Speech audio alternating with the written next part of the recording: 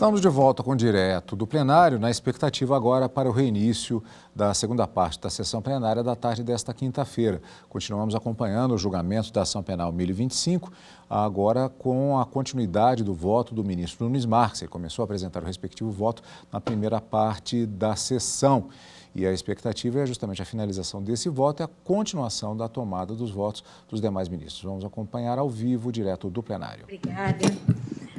Declaro reaberta a sessão e, dando continuidade ao julgamento da ação penal 1025, eu devolvo a palavra ao eminente ministro Nunes Marques para a continuidade do seu voto. Muito obrigado, senhora presidente. Renovo os cumprimentos a todos. Impede assinalar, por necessário, que a condenação não pode se fundamentar também na denominada corroboração recíproca ou cruzada, que se verifica quando o depoimento de determinado agente colaborador tenha sido confirmado por outros delatores, sem outros elementos de corroboração dotados de consistência probatória. Essa foi, inclusive, a orientação adotada por essa Corte no julgamento da ação penal 1019, que resultou na absolvição do deputado Wander Loubert, consoante voto proferido pelo revisor eminente ministro Celso de Mello, com apoio no magistério do professor Gustavo Badaró. Confira-se. Não custa insistir, ainda por necessário, na assertiva de que o Estado não poderá utilizar-se da denominada corroboração recíproca ou cruzada, ou seja, também não poderá impor condenação ao réu pelo fato de contra este existir unicamente depoimento de agente colaborador que tenha sido confirmado tão somente por outros delatores, valendo destacar, quanto a esse aspecto, a advertência do eminente professor Gustavo Badaró. O valor probatório da delação premiada sobre o parágrafo 16 do artigo 4º da Lei 2.850/2013. A título de conclusão, podem ser formulados os seguintes enunciados. A regra do parágrafo 16 do artigo 4º da Lei 2.850/2013 aplica-se a todo e qualquer regime jurídico que preveja a delação premiada. Ao não admitir a condenação baseada exclusivamente nas declarações do delator, implica uma limitação ao livre convencimento como técnica de prova legal negativa. É insuficiente para o fim de corroboração exigido pelo mencionado dispositivo, que o elemento de confirmação de uma delação premiada seja outra delação premiada de um diverso delator, ainda que ambas tenham conteúdo concordante. Caso o juiz fundamente uma condenação apenas com base em declarações do delator, terá sido contrariado o parágrafo 16 do artigo 4º da Lei 2.850/2013. Prossigo eu. Cumpre observar ainda que os documentos produzidos pelos próprios colaboradores não podem ser considerados elementos externos independentes de corroboração. O eminente relator aponta para a corroboração das declarações dos colaboradores a fim de demonstrar a suposta ascendência política espúria do senador acusado Fernando Collor sobre as diretorias da BR Distribuidora para a prática dos delitos de corrupção, os seguintes elementos. 1. Registro de acesso do acusado Fernando Afonso Collor de Mello à sede da BR Distribuidora S.A., no período delimitado na inicial. 2. Documentos apreendidos na residência do referido acusado. 3. Matéria jornalística publicada em 26 de outubro de 2010 pelo jornal O Globo, na qual se noticiou que a indicação de José Zonis à diretoria de operações e logística teve apoio do senador e fora endossada pelo líder do PTB, à época, o senador Edson Lobão. 4. Mensagens encontradas no celular de Adelmário Pinheiro Filho, em que este for informado por interlocutor identificado pelo nome Paulo, que 2 cargos sobre os quais o acusado Fernando Collor teria ascensão foram requisitados pela pessoa referida na mensagem como mulher. Quanto ao registro único, do único acesso do acusado Fernando Collor à sede da BR Distribuidora, tal fato foi devidamente valorado no presente voto, verificando-se a razoabilidade do motivo da visita, na forma da fundamentação acima expendida, não constituindo tal fato, seguramente, elemento de corroboração, dotado de consistência probatória dos depoimentos dos colaboradores, porquanto não indica conduta irregular do então senador acusado. Os documentos apreendidos na residência do acusado, itens 26, 39, 40 e 62 do auto de apreensão, folha 52, trazem referência vagas e genéricas, a saber, documento referente à operação mercantil dos postos de abastecimento QI 27, QI 25 e QL 6. Documento da destilaria Briso Limitada, destinado à Petrobras S.A. Documentos endereçados à Petrobras Distribuidora S.A. das empresas Usina Alvorada, Norte e Sul e usina Sapucaia e pedaço de papel relatando contenda judicial entre rede de postos em São Paulo e a BR Distribuidora, não autorizando a conclusão de que teria havido atuação irregular do acusado no âmbito da BR Distribuidora S.A. A matéria jornalística que se referiu, cujo conteúdo evidencia que a indicação de José Zoniz teria partido da liderança do PTB e o fato de se tratar de função de carreira e as mensagens encontradas no aparelho de telefone celular pertencente a José Adelmário Pinheiro Filho, Léo Pinheiro, também não apontam, nem mesmo de forma indiciária, que as indicações para os cargos de diretorias da BR Distribuidora S.A. tenham se revestido de conotação e finalidade criminosas, nos moldes sustentados pela acusação. Isso porque, vale recordar, o próprio José Zoniz informa que não tem relação pessoal alguma com o acusado Fernando Afonso Collor de Mello. E, quanto à sua nomeação, que a diretoria da BR Distribuidora esclarece que foi indicado pelo Conselho de Administração da empresa, não tendo sido previamente informado de nenhum tipo de indicação política para o cargo. Já a mensagem encontrada no aparelho de José Adelmário Pinheiro Filho, Léo Pinheiro, não constitui elemento externo dotado sequer de caráter indiciário a servir para a corroboração das delações, porquanto enviada a este, Léo Pinheiro, por interlocutor não conhecido e que não foi ouvido na fase inquisitorial ou em juízo, identificado apenas pelo nome Paulo. Além disso, a referida mensagem apontaria tão somente que uma pessoa denominada anonimamente como mulher teria supostamente pedido 2 cargos, os quais, segundo o interlocutor não identificado, seriam do Collor. Trata-se, pois, de elemento indiciário e muito precário, que não se reveste de aptidão para corroborar os depoimentos prestados pelos colaboradores Nestor Severo e Ricardo Pessoa, tendo este último, reitere-se, apresentado versões contraditórias na presente ação, que é a 1025, e na ação penal 1019. Em suma, inexistindo nos autos elementos externos idôneos que sejam aptos a corroborar as declarações prestadas pelos colaboradores e, assim, permitir a formação de juízo de certeza isento de qualquer dúvida razoável, não há como se considerar comprovada a tese acusatória de que teria havido, na espécie, a sustentada negociação de venda de apoio político para a indicação e manutenção de dirigentes na BR Distribuidora, tampouco que a suposta negociação tivesse por finalidade viabilizar a prática de desvio de dinheiro público, o que impõe a aplicação da técnica de julgamento consubstanciada no princípio de um indúbio pro réu ao caso presente. Por consectário lógico-jurídico, existe também lastro probatório suficiente a amparar a conclusão de que a celebração dos 4 contratos para a construção de bases de combustíveis entre a BR Distribuidora S.A. e a UTC Engenharia S.A. tenha se concretizado, conforme sustentou a acusação, mediante ajuste realizado entre o operador particular do senador Fernando Afonso Collor de Mello, Pedro Paulo Bergamache de Leone Ramos, o diretor de operações de logística da BR Distribuidora, José Zoniz, e o presidente da UTC Engenharia S.A., Ricardo Ribeiro Pessoa. Folha 94. Tampouco que a celebração de tais contratos teve como condição o pagamento de vantagens devidas ao parlamentar denunciado e a Pedro Paulo. Quanto aos delitos de corrupção passiva imputados aos acusados Fernando Collor e Pedro Paulo, relacionados aos contratos acima referidos, a condenação se embasa essencialmente nas declarações realizadas pelos colaboradores Ricardo Pessoa, Nestor Severo e Alberto Youssef, as quais não apontam, em concreto, qualquer ingerência direta ou indireta do primeiro acusado Fernando Collor na BR Distribuidora S.A., que tenha relação com as negociações com a celebração desses contratos. Alberto Youssef disse, inclusive, que não podia sequer afirmar a existência de uma relação de negócios entre os acusados Fernando Collor e Pedro Paulo Bergamache. Vejamos. Juiz, com relação ao senhor Fernando Collor, o senhor tinha conhecimento de qual a relação dele com o Pedro Paulo, colaborador? O Pedro Paulo foi ministro do Fernando Collor, e esse é o conhecimento que eu tinha. Juiz, o senhor sabia se eles tinham um negócio entre eles? Colaborador, eu sei que eles eram muito amigos, mas negócios assim eu não posso afirmar. Seria leviano da minha parte afirmar que ele tinha negócio com Fernando Collor. Juiz, quando o senhor foi levar o dinheiro? Colaborador, ele, várias vezes, pediu que eu entregasse valores ao Amorim e pediu depósito na conta de Fernando Collor. Para mim, era uma coisa normal. Juiz, quando o senhor Pedro Paulo pedia para o senhor levar dinheiro para o Amorim ou levar dinheiro para o Amorim especificamente, para a Gazeta, no seu entender, esse dinheiro tinha como destinatário final o Fernando Collor? Não estou perguntando a que título, quero saber se era isso que o senhor imaginava. Colaborador, no meu entender, sim. Juiz, no seu entender, sim. Colaborador, no meu entender, sim. Juiz, alguma vez o Pedro Paulo falou se emprestava dinheiro ao senhor Fernando Collor? Colaborador: uma vez o Pedro se queixou comigo que o colo era um saco sem fundo.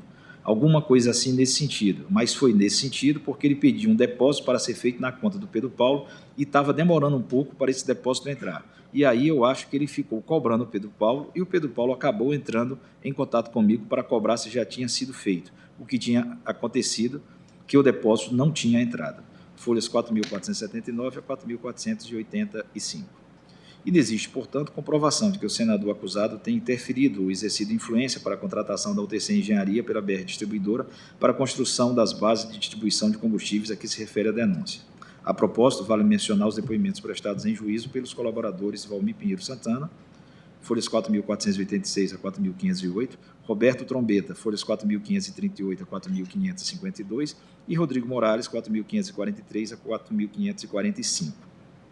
Flávio da Costa Almeida, ouvido pelo Grupo de Trabalho de Averiguação da Petrobras GTA, a respeito dos contratos firmados com a UTC Engenharia, afirmou que nunca teve conhecimento do fato de algum político ou de terceiro ter tentado intermediar a contratação da UTC. E em depoimento prestado neste Supremo Tribunal Federal, confirmou o depoimento colhido pelo Grupo de Trabalho de Averiguação da Petrobras. Folhas 7.158 a 7.163. Jorge Mário de Freitas, Marcos Aurélio Frotin Santana, Normande Sampaio de Almeida Júnior, Pedro José de Ávila Ormonde, Pedro Pontes Paoni, Sinésio Neves de Souza e Tiago Araújo de Oliveira, de igual forma, negaram ter havido interferência externa de algum político ou terceiros para intermediar a contratação ou beneficiar o TC nos contratos com a BR Distribuidora S.A. Relatório conclusivo da GTA DIP, PRD 19/2015, anexo 2. Como elementos externos de corroboração das delações de Ricardo Pessoa e Nestor Cerveró, o eminente relator se apoiou nas conclusões apresentadas pelo Grupo de Trabalho de Averiguação, GTA, no sentido da existência das seguintes irregularidades verificadas na contratação da UTC pela BR Distribuidora S.A. 1. Violação em favor da UTC do sigilo da estimativa de preços formuladas pela Sociedade de Economia Mista. 2. Escolha das empresas que figurariam como concorrentes com a frustração do caráter competitivo dos certames. Tal relatório, porém, não conferiu o lastro probatório mínimo sequer para embasar o recebimento da denúncia pelos crimes de fraude à licitação e violação de sigilo funcional imputados ao acusado Pedro Paulo Bergamache de Leone Ramos, nos termos da decisão proferida por esta Corte. Eis o teor da decisão de rejeição da denúncia neste ponto. Da mesma forma, constato que os elementos indispensáveis ao recebimento da denúncia não são identificados na imputação referente a tais figuras típicas, fraude à licitação e de violação de sigilo funcional atribuídas a esse acusado. Com efeito, padece o relato acusatório de informações a respeito da maneira pela qual o acusado teria interferido no caráter competitivo das licitações em prol das empreiteiras referidas, ou, de qualquer modo, como teria quebrado o sigilo dos orçamentos estimados das obras de construção de bases de distribuição de combustível da Sociedade de Economia Mista.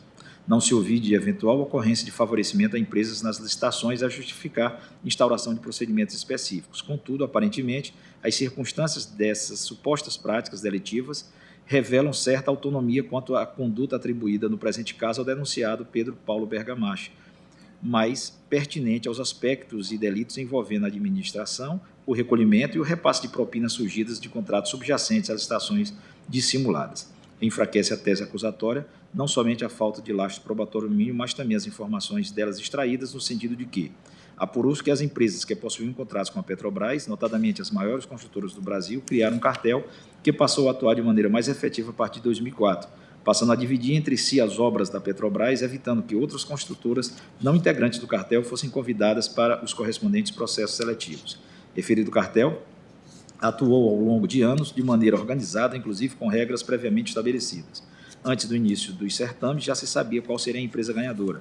As demais licitantes apresentavam propostas em valores maiores do que os apresentados pela empresa que deveria vencer, apenas para dar aparência da legalidade à falsa disputa. Por essa razão, também rejeito a denúncia quanto aos crimes de peculato, de frustração do caráter competitivo de licitação e de violação de sigilo funcional imputados ao denunciado Pedro Paulo Bergamache de Leone Ramos. Fecho aspas.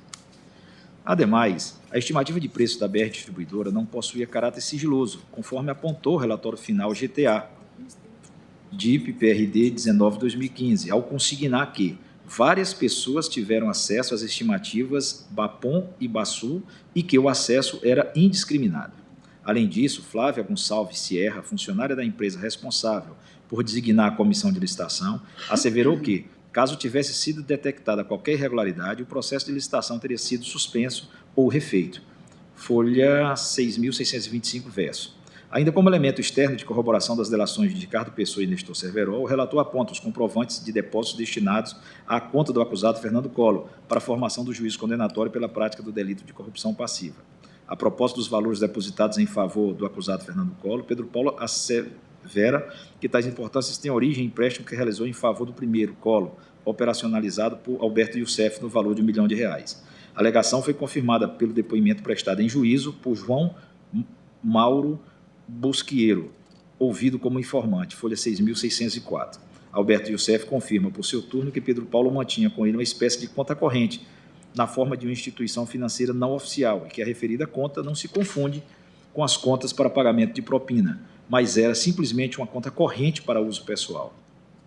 O acusado, Pedro Paulo Bergamacho de Leone Ramos, em seu interrogatório, realizou o histórico da sua atuação profissional como empresário e negou que tenha figurado como operador do acusado Fernando Collor, além de apontar os infortúnios que o teriam levado a manter uma conta corrente junto a Alberto Youssef, em decorrência da alegada impossibilidade de utilizar o sistema financeiro. Confira-se, abro aspas, o réu. Perfeita excelência, se a senhora me permitir, eu gostaria, se possível, de contextualizar que, na verdade, eu reputo que o retrato que a denúncia traça a meu respeito é um retrato equivocado e que não corresponde aos fatos.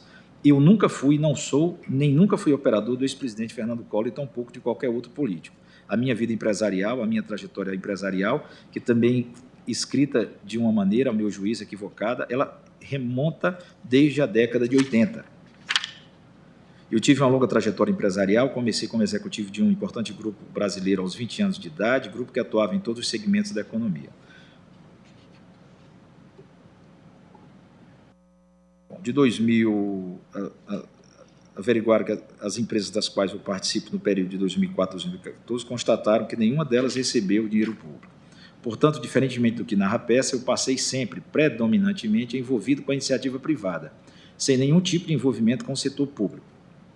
Em relação à denúncia propriamente dita, a minha aproximação com Alberto Youssef, ela se deu num contexto muito específico, muito particular, e tem a ver com essa trajetória empresarial. A empresa da qual eu participava num determinado período, estamos falando aí de 1996, passou por um período turbulento, a exemplo do que passou todo o conjunto do setor na época, o setor imobiliário. E, em que pese, nesse caso específico, eu já ter deixado a companhia naquele momento, nós tínhamos feito uma cisão, onde eu fiquei com parte da empresa e outra parte ficou com um conjunto de sócios remanescentes. A juíza, o senhor pode, só prefeito de registro, dizer o nome da empresa? O réu, então, era a Blocoplan, que, num segundo momento, foi cindida e ficaram duas empresas, a Blocoplan e a B-Plan Engenharia Incorporações. A partir desse episódio, eu fiquei com bastante restrição de operar com o sistema financeiro, porque esses avais, todos eles foram executados. A empresa era uma empresa com volume grande de funcionários. Nós tínhamos, uma ordem de 1.500 a 2.000 funcionários naquela época. Isso aí fez com que eu praticamente saísse do sistema financeiro formal. Então, eu não conseguia manter as contas em banco. Então, de alguma maneira, eu me utilizei desse mecanismo, hoje entendido como equivocado, mas desse mecanismo de um dos elementos nos moldes do Alberto Youssef. Eu conheci em 2008. E de 2008 até 2014 eu utilizei como uma espécie de agente financeiro. Eu deixava ali alguns recursos sob a gestão dele.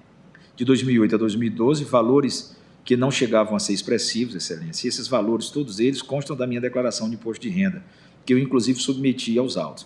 Eu tenho todas as declarações de imposto de renda, a quantidade de recursos em espécie que, portanto, estavam lá guardadas junto a esse senhor Youssef. Folhas 4.031 a 4.033 dos autos da ação penal 1019.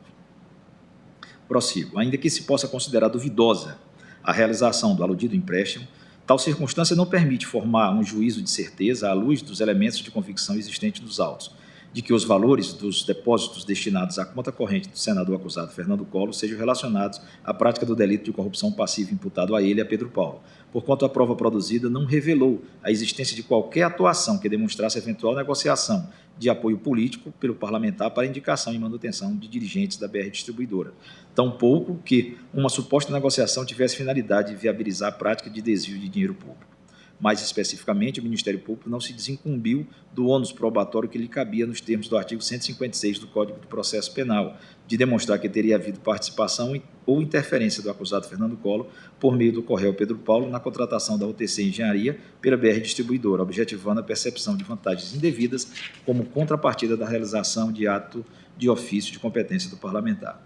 Até mesmo a possível existência de numerário não declarado à Receita Federal e de movimentação financeira incompatível com os rendimentos declarados não autorizam concluir que tais recursos destinados ao acusado Fernando Afonso Collor de Mello sejam relativos à propina, de modo a caracterizar o crime de corrupção passiva. Nessa perspectiva, a absolvição dos acusados Fernando Afonso Collor de Mello e Pedro Paulo Bergamacho pelo delito de corrupção passiva, relacionado aos contratos firmados entre a UTC Engenharia S.A. e a BR Distribuidora S.A., é medida que se impõe um fundamento no artigo 386.7 do Código de Processo Penal. Em relação aos crimes de lavagem de dinheiro e de integração à organização criminosa, tenho que a ausência de provas do cometimento dos crimes específicos de corrupção passiva, crimes antecedentes aos delitos de lavagem de capitais, por Fernando Afonso Collor de Mello e Pedro Paulo Bergamacho de Leone Ramos, conduz forçosamente à improcedência da denúncia em relação a essas imputações. Diante do exposto, pedindo a mais respeitosa vênia ao relator e aos que pensam de forma diferente, eu julgo improcedente a presente ação penal e decreto em consequência a absolvição de todos os réus em relação a todos os crimes com apoio no artigo 386, inciso 7 do Código de Processo Penal. Como voto, presidente.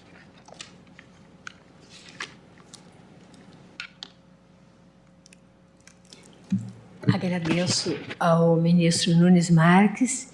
Colho o voto do ministro Luiz Roberto Barroso. Obrigado, presidente. Muito boa tarde a todos. Ministra Carmen Lúcia, cumprimento o eminente relator, ministro Luiz Edson Fachin, ministro Alexandre de Moraes, ministro Nunes Marques, que estão aqui no plenário, e cumprimento o ministro Luiz Fux e os colegas que participam por videoconferência e também a senhora secretária. Presidente, o meu voto será breve. O voto do eminente ministro relator analisou com densidade e proficiência os elementos dos autos. E digo eu que trata-se aqui de uma imputação por 3 crimes: corrupção passiva, lavagem de capitais e organização criminosa contra 3 réus: Fernando Collor de Mello, Pedro Paulo Leone Ramos e Luiz Pereira Duarte Martins. A denúncia narra que entre 2010 e 2014, os 3 denunciados que acabo de nominar estiveram envolvidos em desvios de recursos da Petrobras Distribuidora, da BR Distribuidora, caracterizando o crime de corrupção passiva, além, como já disse, da ocultação e dissimulação da origem desses recursos, que caracteriza a lavagem de dinheiro, e também pelo fato de terem se unido pré-ordenadamente em uma organização criminosa para a prática desses delitos, todos eles sancionados com penas superiores a 4 anos, as penas máximas. O ministro Luiz Edson Fachin rejeitou as preliminares e julgou precedente, em parte, a denúncia. Em relação aos crimes de corrupção passiva, Sua Excelência absolveu todos os réus da imputação do delito de corrupção envolvendo o contrato de troca de bandeira de postos de combustível celebrado entre a Derivados do Brasil e a BR, portanto, uma hipótese de absolvição. Absolveu também no contrato de gestão dos programas de cartão de crédito, absolveu no tocante à construção e locação de armazéns e produtos químicos da BR, em Macaé, e condenou, no entanto, em uma das imputações, os réus Fernando Collor e Pedro Leone Ramos, pelos contratos de construção de bases de combustíveis com a UTC Engenharia Sociedade Anônima. Portanto, dos 4 itens da denúncia, Sua Excelência acolheu apenas um, julgando procedente e condenando os réus.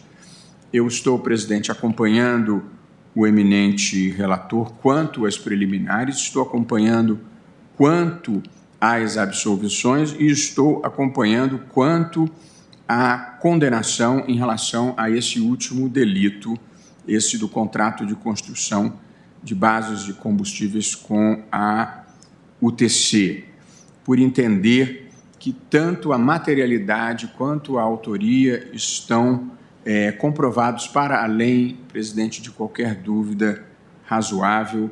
O eminente relator analisou minuciosamente o conjunto probatório, um voto que, inclusive, facilitou muito a vida dos colegas pela arrumação didática e analítica do voto, mas considero muito importante destacar que as imputações foram corroboradas suficientemente nos autos por declarações do colaborador Nestor Severó, por declarações do colaborador Ricardo Pessoa, por declarações do colaborador Alberto Youssef, por declarações do colaborador Rafael Ângelo Lopes e pelo depoimento de Valmir Pinheiro Santana, que era funcionário da UTC Engenharia e que recebeu a incumbência de fazer os pagamentos que foram feitos por intermédio de Pedro Paulo Leone Ramos.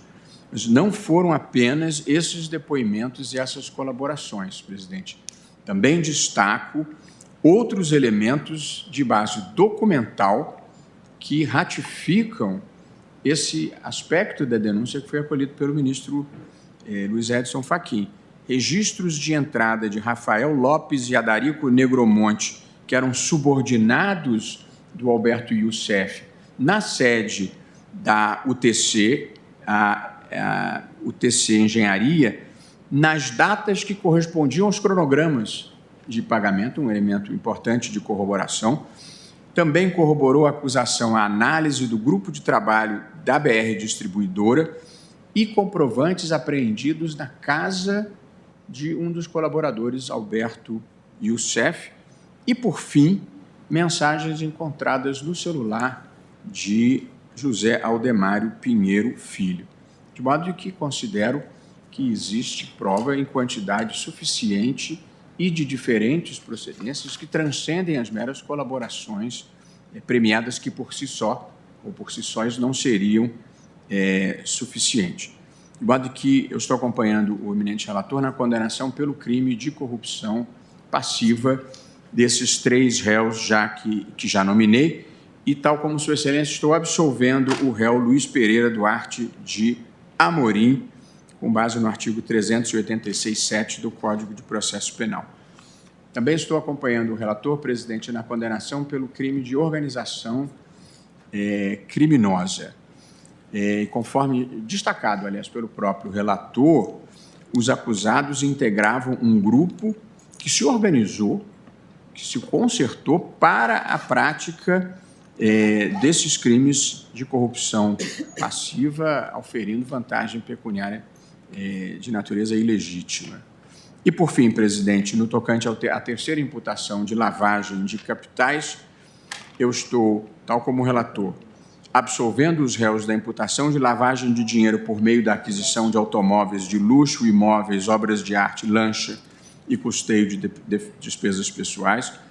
Estou absolvendo da imputação de lavagem de dinheiro o réu Pedro Paulo Leone Ramos e estou condenando pela lavagem os réus Fernando Afonso Collor de Mello e Luiz Pereira Duarte de Amorim pela lavagem de capitais consistente na ocultação e dissimulação da origem ilícita de 20 milhões de reais recebidos em contrapartida à corrupção envolvendo os contratos celebrados com a UTC.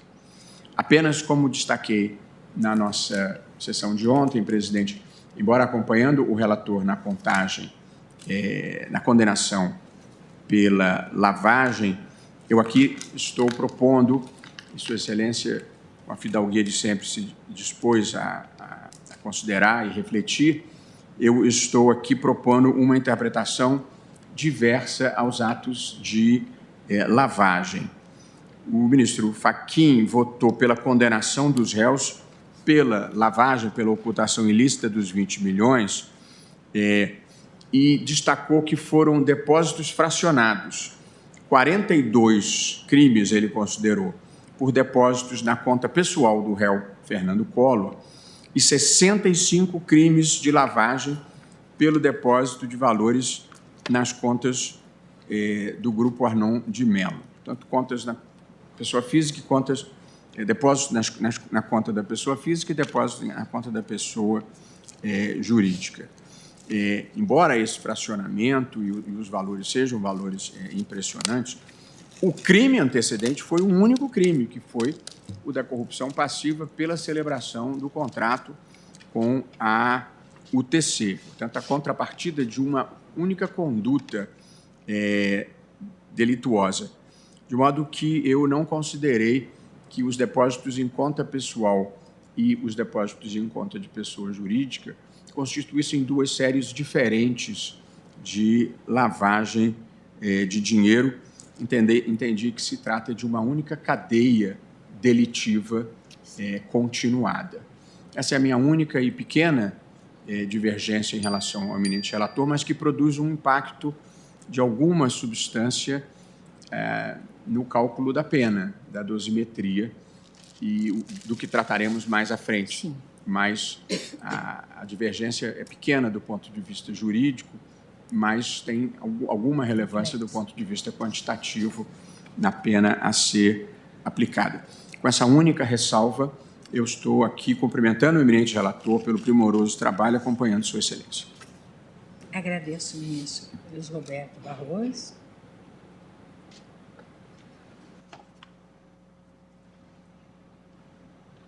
Temos 7 minutos ainda. Ministro Luiz Fux.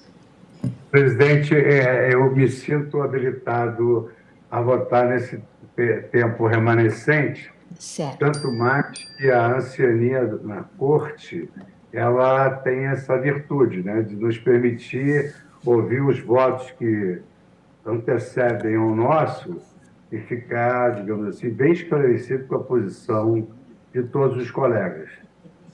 Queria cumprimentar o ministro Fachin, que, evidentemente, no dizer do ministro Barroso, nos auxiliou muito com o seu voto longo, mas percussiente, aprofundado, demonstrando a preocupação e a responsabilidade na apreciação de uma lide penal. Então, presidente, eu levei em consideração todas as premissas teóricas que nós nos utilizamos no julgamento do mensalão. Do mensalão. Aquelas premissas teóricas do julgamento do mensalão auxiliam sobremodo a nossa conclusão em relação a esse feito, na medida em que não há apenas depoimentos de colaboradores na fase inquisitorial. Há depoimentos que foram tomados sob contraditório, como exige o Código de Processo Penal.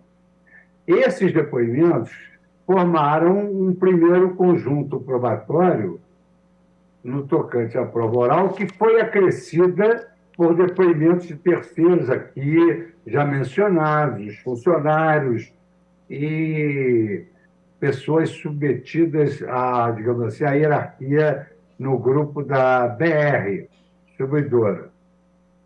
De extrema valia também, para a minha conclusão, o relatório do grupo interno da BR distribuidora. E fechando esse conjunto de indícios e que formam uma prova plena, porque tem para mim que para o recebimento da denúncia é possível aplicar-se um indúbio pela sociedade, mas para a condenação a prova tem de ser límpida como a água. Eu entendo que o conjunto dessa prova tornou extreme de dúvidas que realmente esse delito de corrupção foi praticado, o delito de lavagem foi praticado e também o delito de organização criminosa.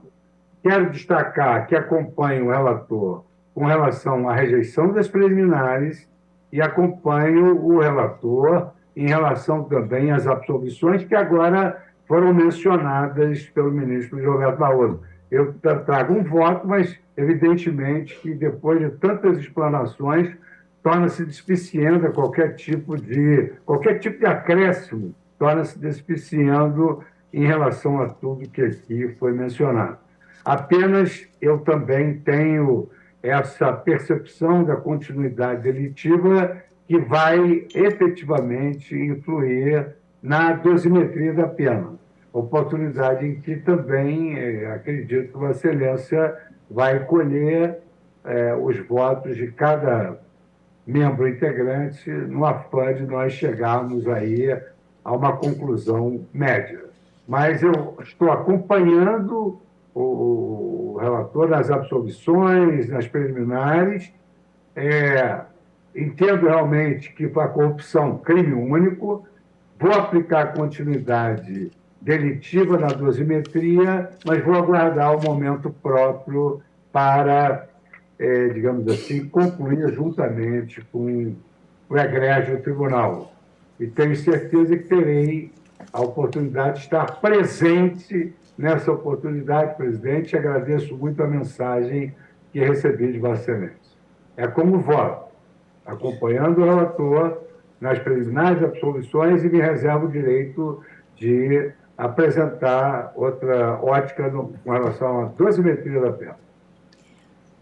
Agradeço ao ministro Luiz Fux e consulto a ministra Carmen Lúcia se vota hoje ou se aguarda quarta-feira.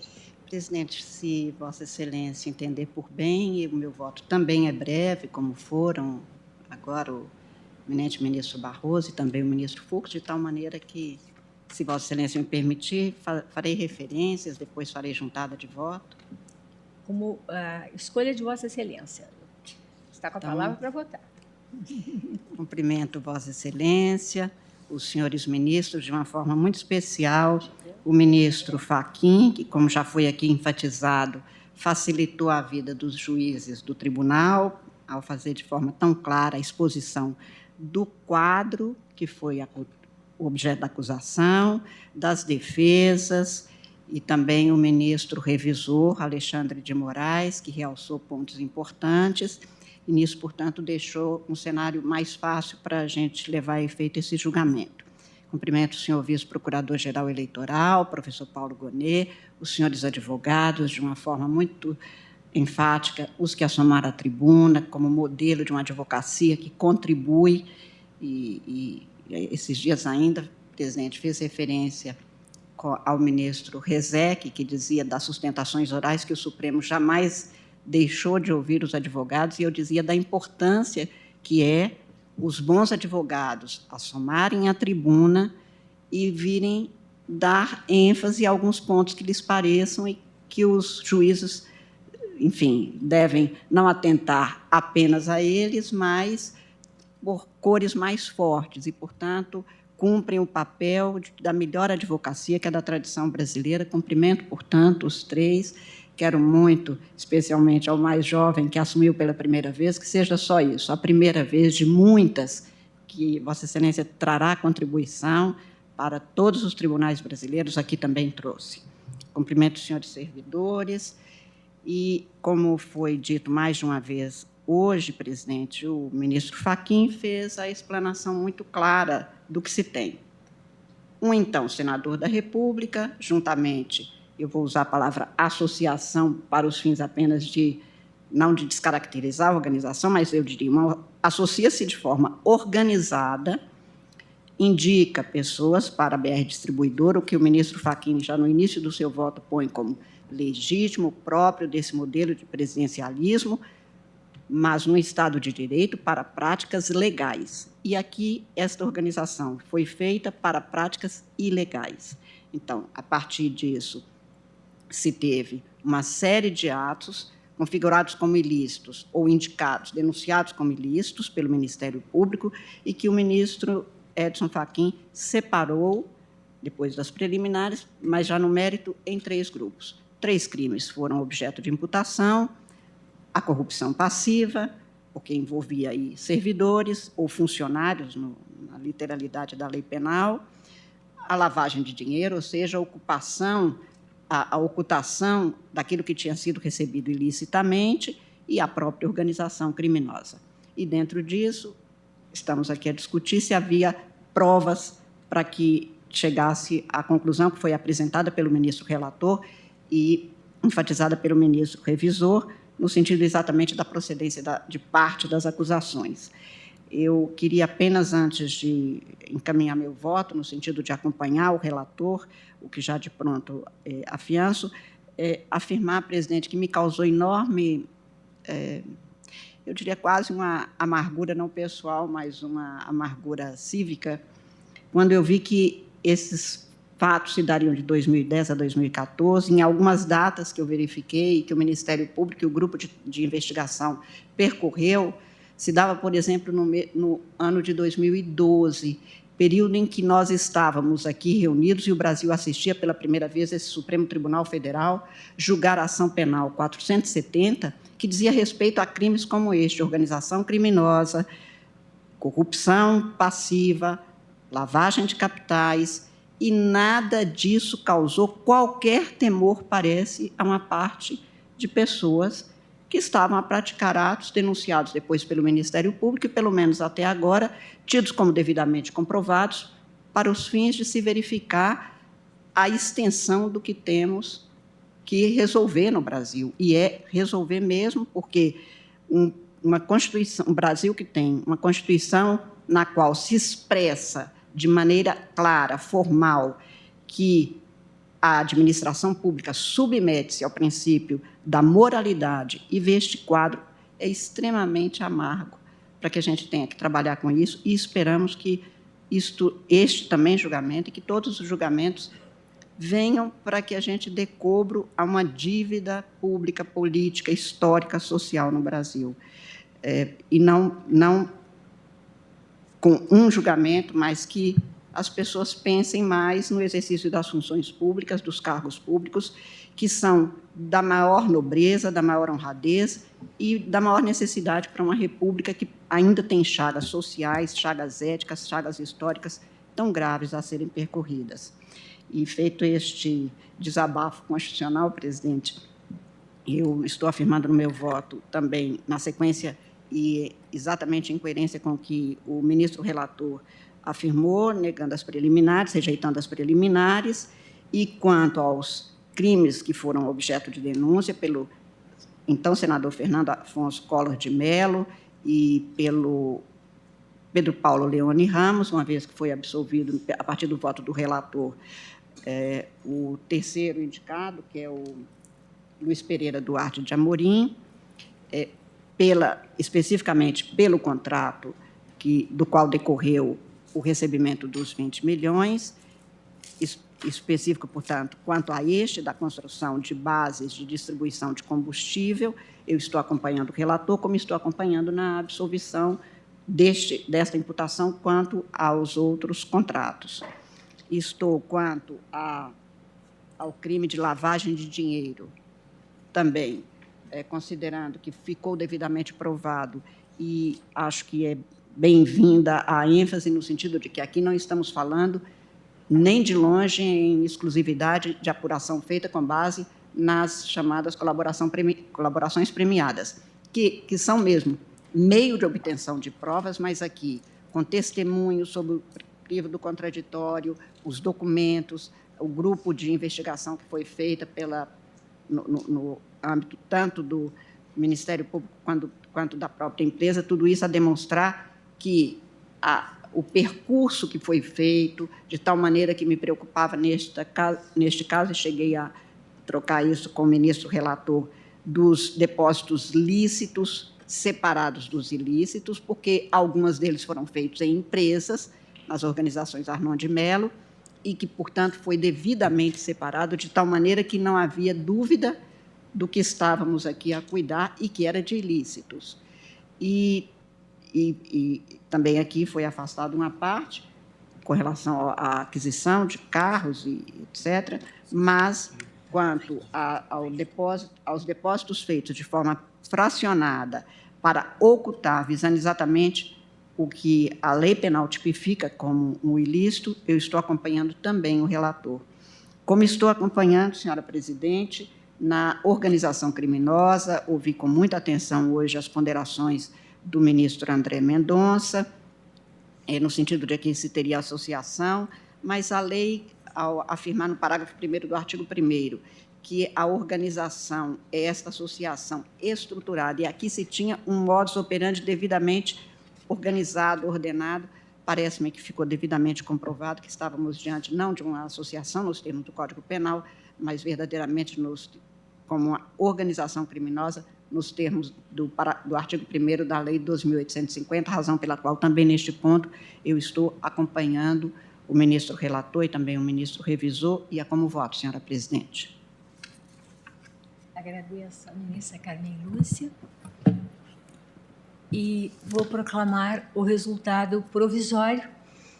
Depois, naturalmente, vamos explicitar, porque são longas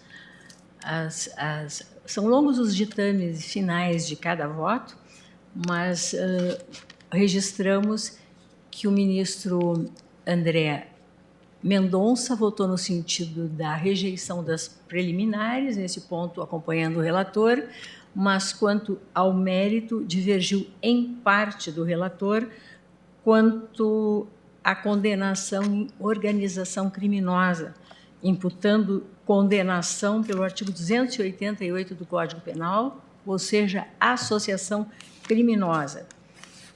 E o mesmo com relação a Pedro Paulo Bergamache de Leone Ramos e ainda quanto a Luiz Pereira Duarte de Amorim. Ou seja, até pedimos para o resumo do voto. A condenação é pelo artigo 317 caput do Código Penal, corrupção passiva, por lavagem de dinheiro, e nos termos do voto proferido por Sua Excelência, e do artigo 288 do Código Penal. Isso com relação a Collor. Com relação a Pedro Paulo, é apenas o crime de corrupção passiva e associação criminosa, ou seja, houve absolvição quanto à lavagem de dinheiro.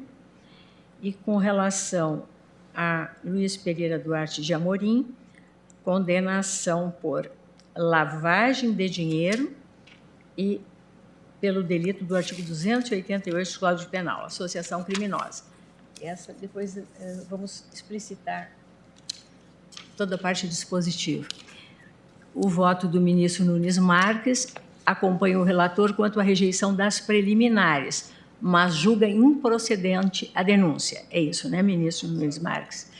E os ministros Luiz Roberto Barroso, Luiz Fux e Carmen Lúcia acompanham o voto do eminente relator, naturalmente com relação à condenação. Depois a dosimetria nós vamos debater oportunamente, porque aí talvez haja alguma divergência, vamos enfrentar. Eu agradeço imensamente a todos, desejo uma ótima noite, declaro encerrada a sessão. O processo terá continuidade de julgamento, primeiro horário da próxima quarta-feira.